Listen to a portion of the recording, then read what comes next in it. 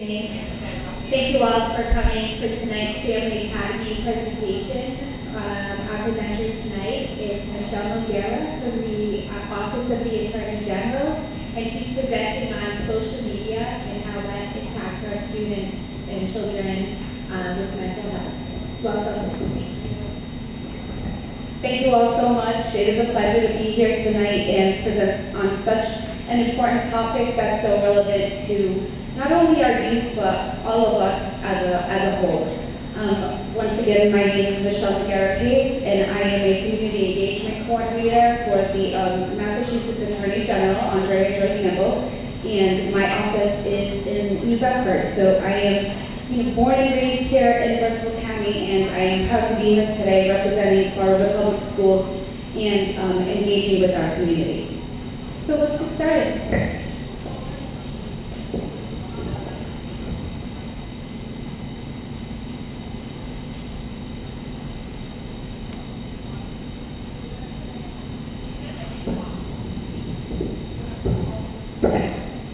Some of the goals for today, we have 3 important goals that we would like to primarily focus on.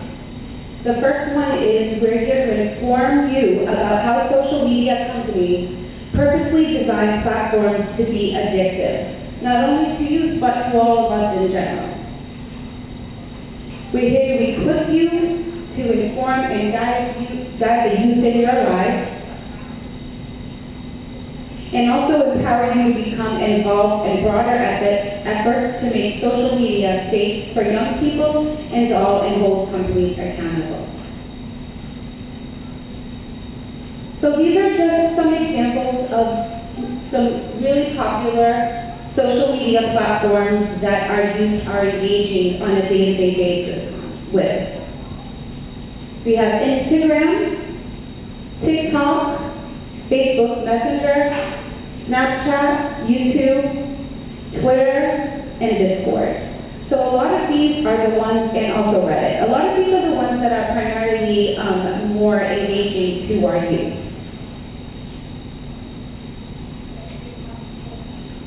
So here are some advertising campaigns that are used to engage. And we'll talk a little bit about why these particular slides are relevant.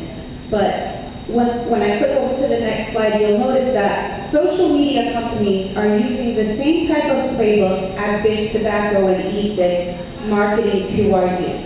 They're doing that because putting out this material, the same type of notion that it's been just flooding the social media platforms to bring in the youth and keep them completely engaged in the social media platforms and not necessarily engaging with their peers or their family. But why target young people specifically?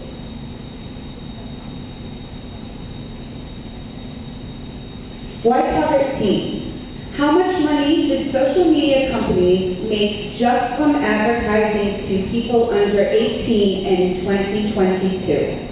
Here are some guesses for you. First, 2.4 billion. Second, being 5 billion. C, 9.3 billion. D, 11 billion. Now, you'll be kind of alarmed to see what the answer of this question is, but the answer of this question is they spent 11 billion in advertising to really draw our teens to these apps. And what happens when, and we'll talk about kind of some of the side effects of being so drawn into the social media community versus engaging in real life day-to-day time, in the time of engagement. Social media companies made billions in U.S. ad revenue from minors. This is a study shown by Harvard University showing that Instagram has made tons and tons of billions off of our youth. We have a slide here that's showing how Facebook, Snapchat, TikTok, Twitter, and YouTube as well. So you can kind of see the apps that our teens and our youth are very engaged in.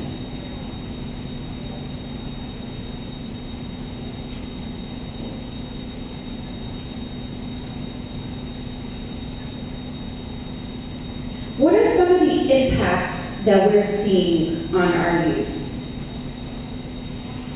On average, teenagers spend 3 to 5 hours a day on social media. Now think about this. This is just an average time frame, but as we all know, there may be times where our teens, our youth are spending way more than 3 to 5 hours a day. And what types of effects does that have for them? Where they're, on social media platforms and not necessarily engaging with their community and peers. However, using social media for more than 3 hours doubles the risk that teens will have poor mental health. And this is why we're here today. We're here to talk about how important our future is, our youth are to our community, and the effects that the constant use of social media platforms are having on their mental health are starting, to show signs of being very detrimental to our community. Adolescent well-being and digital media use increasing on a day-to-day basis. Our adolescents are just as exposed to social media platforms. Sometimes as a parent, we can be out and my little guy wants to, just a bout of boredom, first thing he does, asks for a phone. So not only is it our teens that have these accounts, but our adolescents are also being exposed to the same type of social media exposure. And if you notice here on this specific slide, between the ages of 14 to 16 have increased to about over 5.5 to 6 hours. That's a lot of hours, specifically just using social media where they're losing the interaction with their peers. And I know I keep saying interaction with their peers, but I think that's what we're here for today, is to talk about how we can give them some alternatives so that they're not so engaged with the phones and the social media accounts, where they're more engaged being outdoors and finding things to do, interacting with family, friends, and their peers as well. And at the end of the presentation, I'll leave some time in case anyone wants to ask any questions. And also, I just wanted to add really quickly, I apologize I didn't say this in the beginning of the presentation, but I do have a resource table that has reference to some of the things that we are talking about today. The U.S. Surgeon General Advisory states, we are in the middle of a national youth mental health crisis, and I am concerned that social media is an important driver of that crisis, one that we must urgently address. I remember back in the day when I was in middle school, in high school, and elementary school, I feel blessed to have actually had the experience to be in school without cell phones. Our youth are struggling with mental health. They're struggling with lack of social skills to be able to engage with our youth. And this exactly talks about why it's so important to stay on top of the social media platforms that our youth are engaging in, because it has a direct correlation to mental health and how detrimental it can be for their future.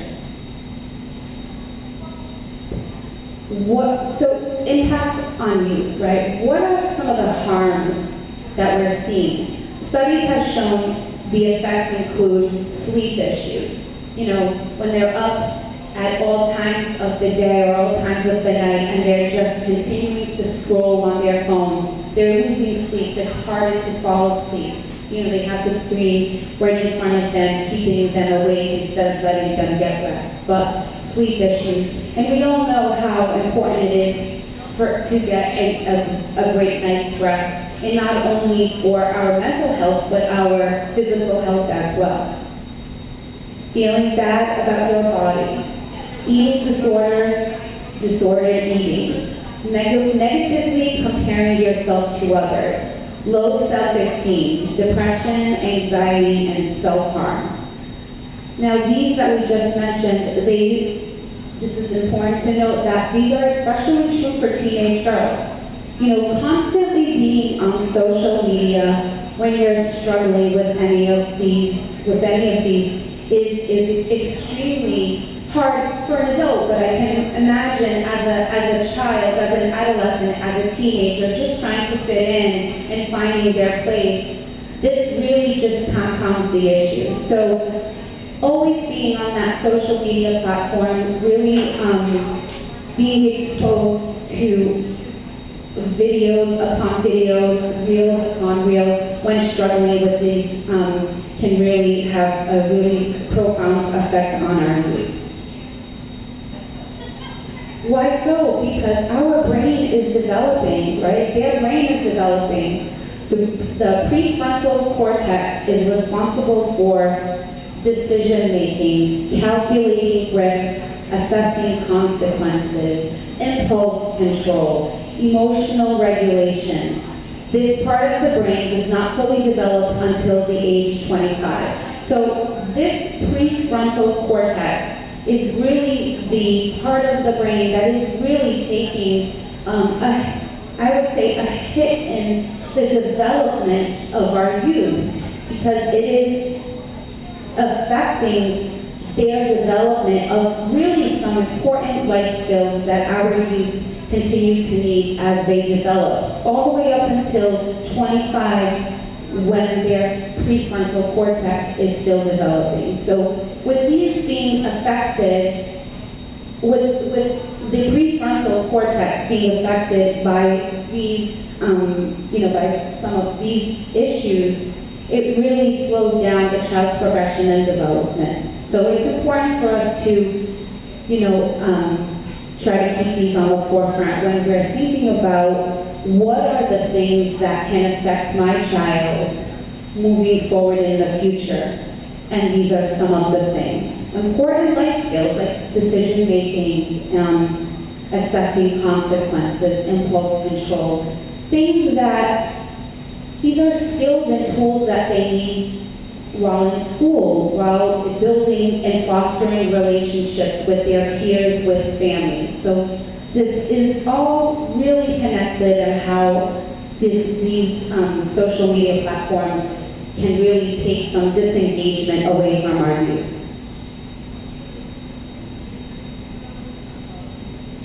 So some of the things that we'll talk about what are the features that are more so addictive. These are the addictive design features, the algorithms, the infinite scroll, the autoplay, the time-sensitive content, notifications. All of these things are designed to really lure our youth in when using these apps.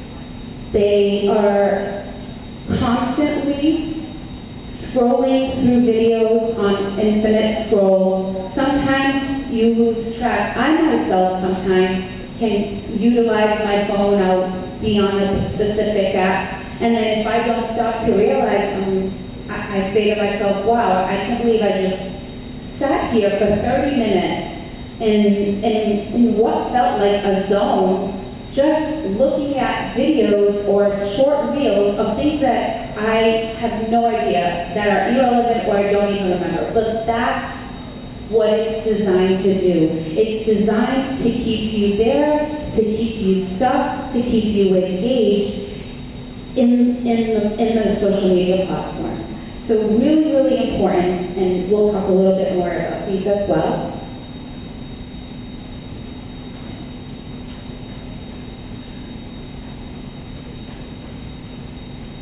Addictive design features like the infinite scroll, like I mentioned. This way, the content and ads never ends. So you can really sit there for hours upon hours upon hours without any interruption and really just be scrolling in your phone versus being engaged with your community, with your peers. And this is one of the addictive design features that is most prominent across the board in a lot of these social media platforms that our youth are engaging in. It's a 3-second delay in refreshing or swiping down feed builds craving and anticipation. So, you scroll, sometimes you see it refreshed and you see the little things spinning and more videos will come up. And that's what it's designed to do. It's designed to build anticipation for the next video. TikTok is very, an app that a lot of the teens in adolescents are engaged in. I myself have a 13-year-old, and I was quite alarmed when I realized that he told me that he doesn't really text people, like on the phone, like I text him. They use apps to communicate with each other. So that's one way of how a lot of these platforms are really just, getting our youth to be so addicted to these platforms. It's quite alarming, but it's something for us as parents and as adults, guardians, caretakers, whatever our role is, to just kind of keep in the forefront that these are designed to get them, to not be able to put their phones down. So sometimes, we get frustrated when they're on their phones all day. But with a young mind, a young brain, these apps being designed to work that way, sometimes you really have to stop and think about that sometimes it's to no fault of their own, of our youth, but the more tools we have as community members, as parents, as caretakers, as caregivers, grandparents, friends, family, the more we can better prepare our youth to not fall prey to this type of addiction. Another another addictive feature is autoplay. Autoplay, such as a smooth transition, you don't even realize that the ad has changed. It's a constant autoplay of a feed for constant instant gratification. And if you notice, a lot of these videos are meant and designed to be short. So they're short, but because they're short, we're constantly scrolling. And it keeps them very addicted in that moment, and it's very hard to disengage them. So this is another addictive feature that our social media platforms that our youth are using really has found a way to get into our youth. The time-sensitive and fear of missing out. That's a big one, right? So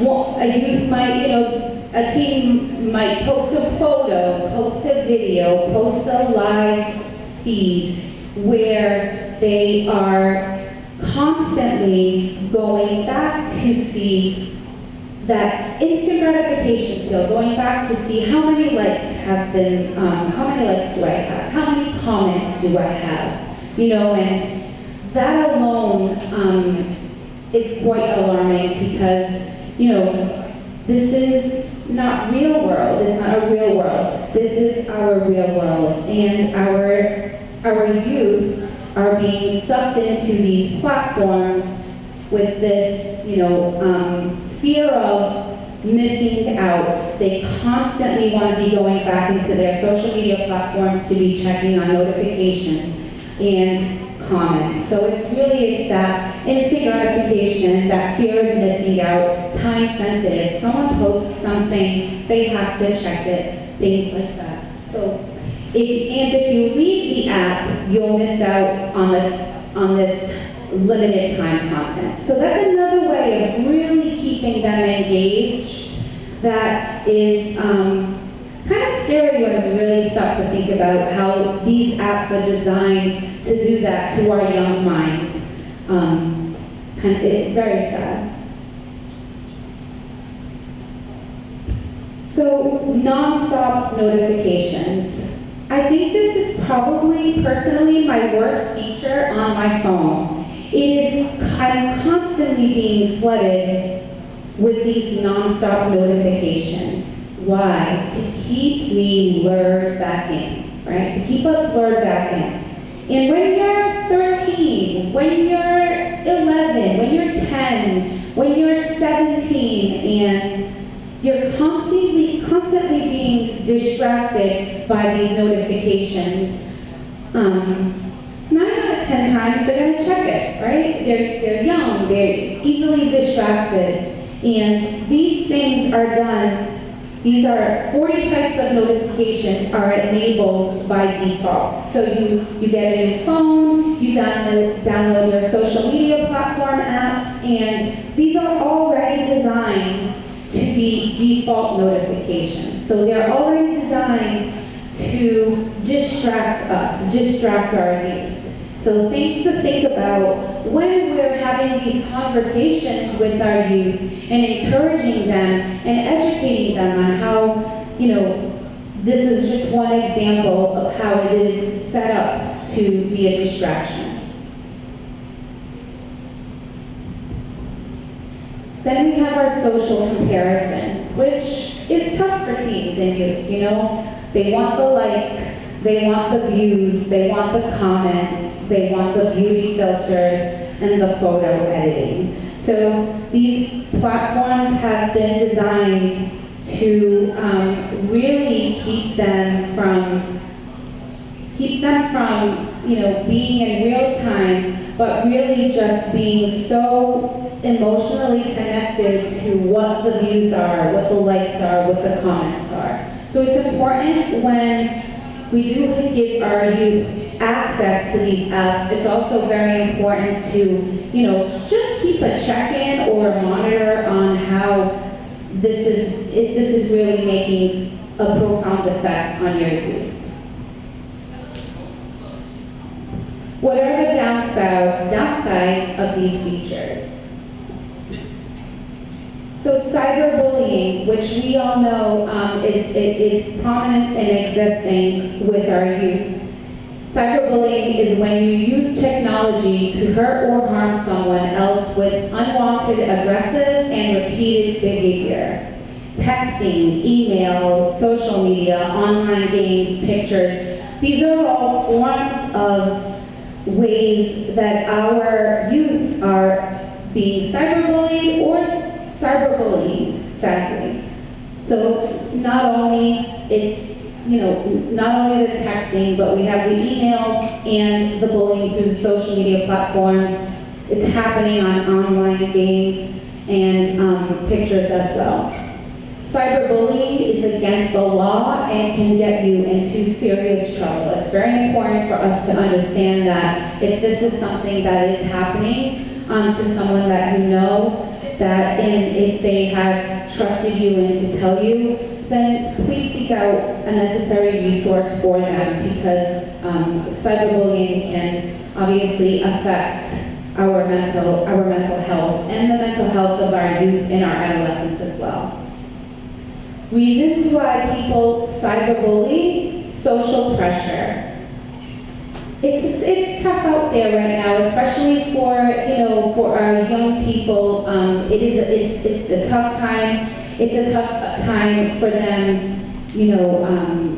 In general, these are growing years, and being a victim of a cyberbully or being cyberbullied definitely can have detrimental effects on someone's mental health.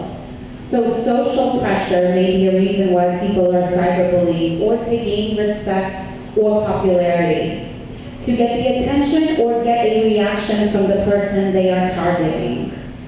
They do it as a joke, okay? They do it as a joke, but obviously for the victim of the cyberbullying, it's definitely not a joking matter, but this is one of the things that they've expressed. They've done it as a joke. It was intended as a joke. To show confidence, control, or power over others. Or some to get revenge on or cause humiliation to someone they dislike. And I just want everyone to know that's here that you can, I did bring some materials on cyberbullying, so if it is something that you would like to reference, there are materials at the door. Here we have a superintendent survey, and this is a response of 171 superintendents, 130 of which have implemented a cell phone policy. Now we'll talk a little bit about the Study Act and what that is, but 70% report students are being more engaged and attentive. 40% have reported better peer relationships. 82% report no drawbacks to implementing cell phone restrictions. Important things to remember: social media is very detrimental to students' self-worth and esteem, and the ramifications are huge in terms of interpersonal relationships, threats, and even physical altercations. Last year, we started to see the phenomenon of fights being planned on social media, then filmed and posted to social media. Kids with access have been influenced by social media trends that involve risky and destructive behaviors. That's quite alarming when we think of our young community, our 13-year-olds that have access, that have been, drawn into this type of behavior, just utilizing a social media platform. Things that as parents, we don't think that, our children are going to be engaged in or even being exposed to. But when we think about social media platforms, we need to think about the importance of not only what are some of the pros, because there are definitely pros, as an adult, but what are the cons? What are the cons? And a lot of that is what we've been talking about. Tons of cons that come with the social media platforms at a young age, at a very important, crucial age where their brains are developing. Their brains are developing in a not-natural process, if you really think about it, because they're being exposed to things that they would have not necessarily been exposed to. The Study Act. What is the Study Act? And I have a handout here. I'm just going to read a little bit before I talk about what's on the slide. The Study Act would mandate all public schools to have formal policies regarding the use of cell phones, tablets, and other personal electronic devices on school grounds and at school-sponsored activities. Each policy must restrict students from physically accessing their personal electronic devices during school hours. Accommodations may be granted. Schools would be required to have a policy educating students about the social, emotional, and physical harms of social media use. The Study Act puts students and their mental health first. By restricting cell phones during the school day and raising the bar for social media companies, we are taking bold steps to create learning environments free from distraction and digital landscape that prioritizes the well-being of our youth. This bill is a commitment to both education and mental health for our young people, ensuring they have the tools to succeed without unnecessary harm.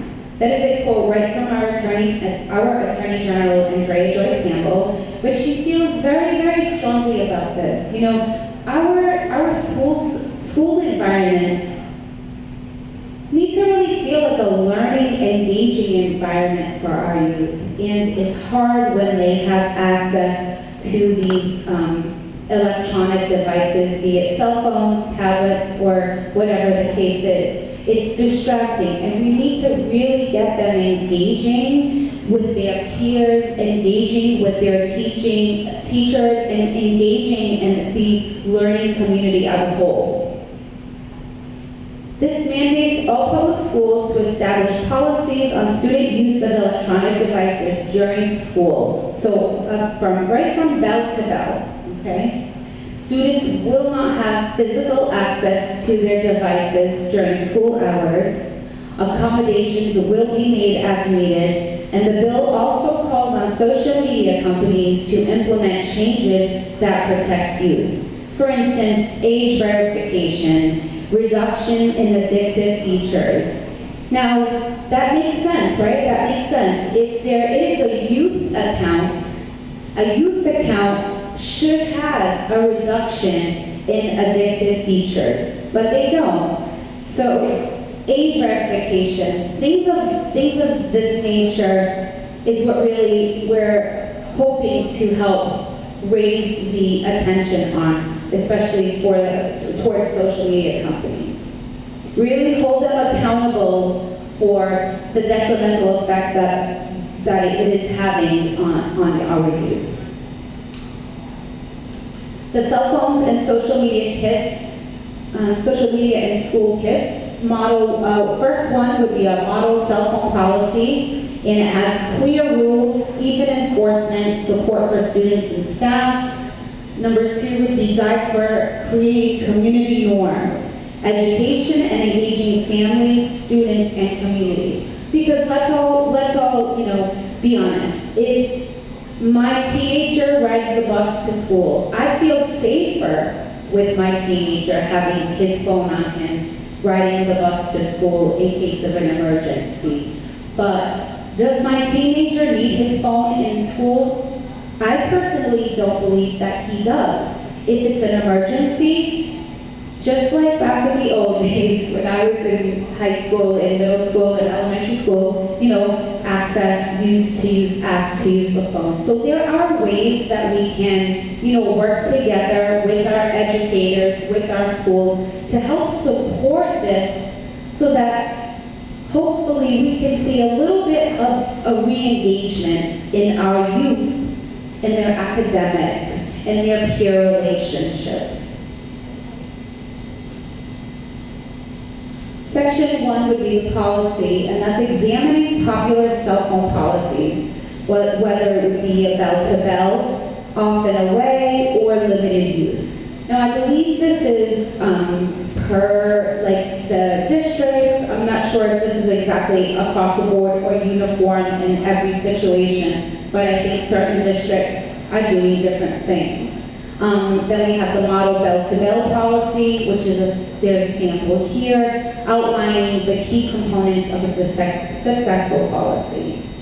Considerations for choosing and implementing the policy that works best for your community. So it's not all going to be one size fits all for every school, for every student. Figure out what works for your community, figure out what works for your child, figure out what works for your family member or the youth in your lives that you care deeply about. Figure out what might help them disengage from social media and engage with their peers or engage with their academics so that we can better support their mental health moving forward.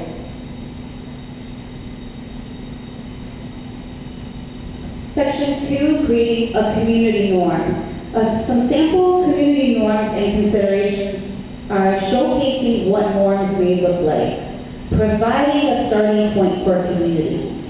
It might be that a particular school, particular district has a, they know what their community is, they know what their student community is. But working together to find out what suits their students best, that's what really this is really understanding what are the norms, what are the needs of your community, what are the needs of your student community, and really finding a way to help them implement this. And, as a parent,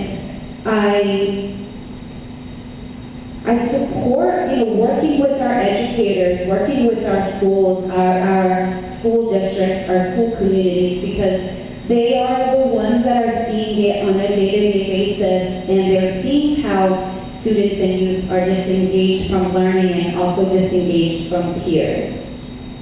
Implementation framework, from planning to launch, and educating and engaging with all members of your community to establish shared expectations to support youth well-being. And I think a big piece of this as well is let's ask our youth, let's ask our teens, let's get some feedback from them. Get their voice. Let's hear from them about what they think would work. Because really, we're here to implement this for their benefit. Let's really get them engaged in the conversation and in the framework to develop something as a community that they can all agree upon, or, as best agree upon. Community guidelines, implementing digital media literacy, when and how to incorporate, how teachers can support digital media literacy, but not also, just teachers, but us as well, community, family, how families can support one another on digital media literacy. Some key mindset shifts for educators to best support students. So this is a little bit of the choosing a curriculum. And we can just skip that. So we want to shift what's normal. What's normal right now is everyone has a phone. Everyone has a specific social media platform account. Everyone is engaging through that. Let's try to shift some of these norms so that our youth can feel accepted when they're not necessarily so engaged in these platforms. What's considered normal in our society can change drastically in just a few years. In the US, at one point in time, it was normal to smoke on airplanes. It was normal to never wear your seatbelts. It was normal to play football without wearing a helmet. Let's try to help our youth normalize the need for a cell phone, throughout their educational part of their day, to not be engaged in the screen hours upon hours. Let's try to help our youth community really accept that as a norm. Cell phone use in school as a current norm that may change for the better. So let's create a let's create a healthier, normal cell phone use during school that changes for the better, that really helps to, excuse me.